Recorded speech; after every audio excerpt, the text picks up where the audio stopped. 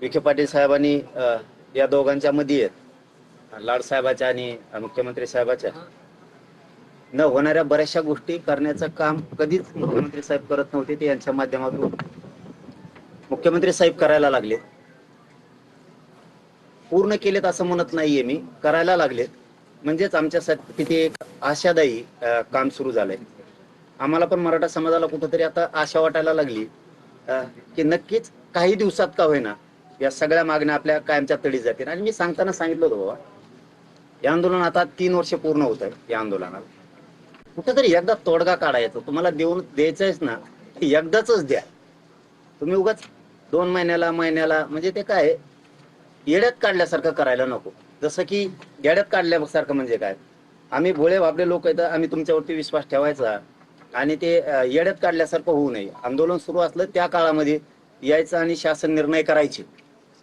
आणि मग माणूस काय करतो, भोळ्या आशेनं माझ्या समाजाचं कल्याण झालं म्हणून कुठंतरी उठतो. पण कुठंतरी एक बघा, आपण जे म्हणतो ना, एक रक्ताची माया असती, ती माया कुठंतरी गुंतलेली असते.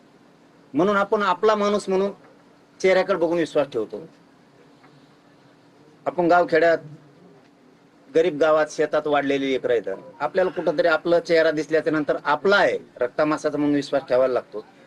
परंतु विखे पाटील साहेबांनी लाड साहेबांना दोघांना माझं सांगणं आहे की बाबा, तुमच्यामुळे आम्ही मुख्यमंत्री साहेबांवरती विश्वास ठेवलाय.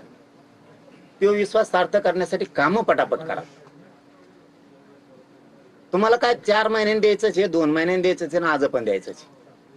तर मग ते विश्वास संपादन करून घ्या. काय होतं मग ते लय रापिलं ना, म्हणजे राबिलं जर जास्त, तर ते माणसाला असं वाटतं याने लयच खस्ता खाऊन लयच नरड्याला आणून दिलं. जसं की म्हणजे उत्तर लगेच देतोय, जसं की तुम्ही मराठा समाजाला ओबीसी प्रमाणे सवलती लागू केल्या आणि सोयी सुविधासह, म्हणजे ही मराठा समाजासाठी खूप आनंददायी गोष्ट आहे की सुविधा सहित तुम्ही पुरवले. ते बी शालेय याच्यापासून तुम्ही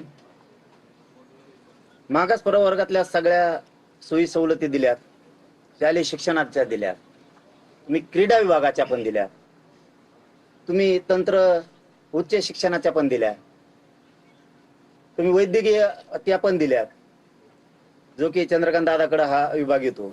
कृषी, पशुसंवर्धन, दुग्ध या विभागाच्या पण सवलती आणि सोयी आणि सुविधा या पण तुम्ही मराठा समाजाच्या विद्यार्थ्यांना केल्या. त्यामुळे तुमचं कौतुक आहे.